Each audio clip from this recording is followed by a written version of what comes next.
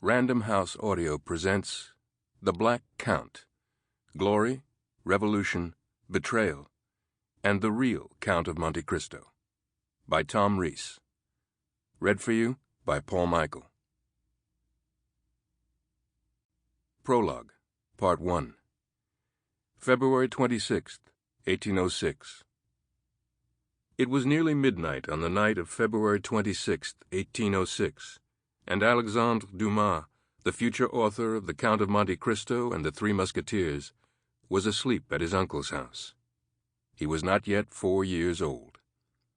He was staying there because his father was gravely ill, and his mother thought it best for him not to be at home.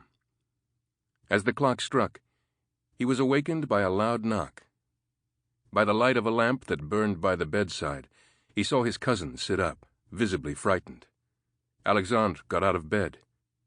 He recalled in his memoirs, 40-some years later, "My cousin called to me. 'Where are you going?' 'You'll see,' I replied quietly. 'I'm going to open the door for Daddy, who's coming to say goodbye.' The poor girl jumped out of bed, greatly alarmed, grabbed me as I put my hand on the doorknob, and forced me back to bed.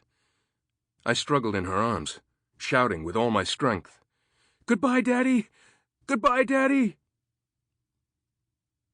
The next morning the adults came to wake the children, and one of them told Alexandre the news that his father had died during the night.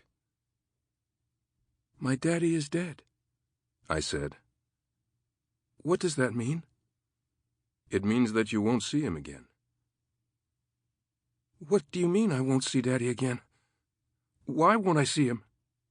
'Because God has taken him back from you.' 'Forever?'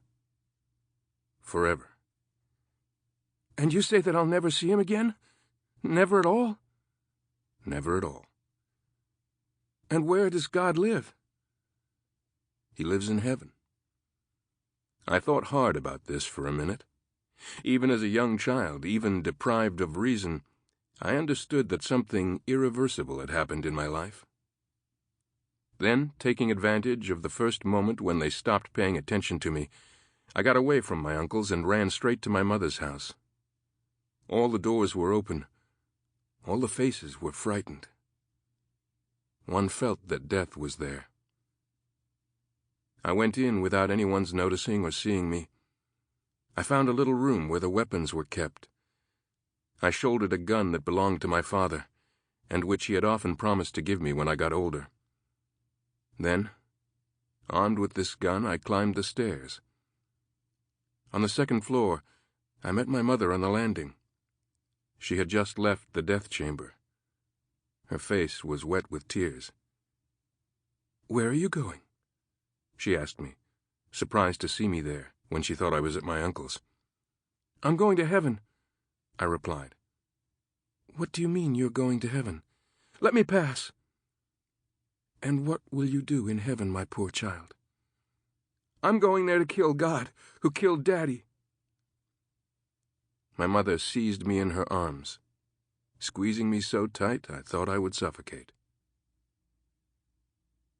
Alexandre Dumas wrote those lines when he had just turned 45 and had decided it was time to reflect on his life.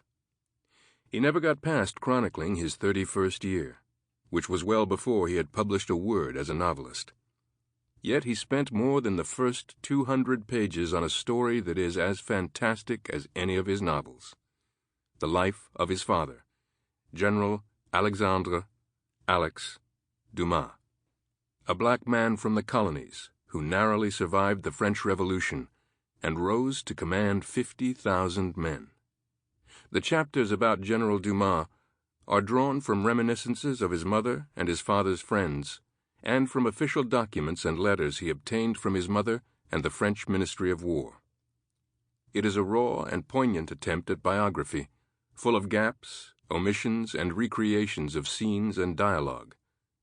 But it is sincere.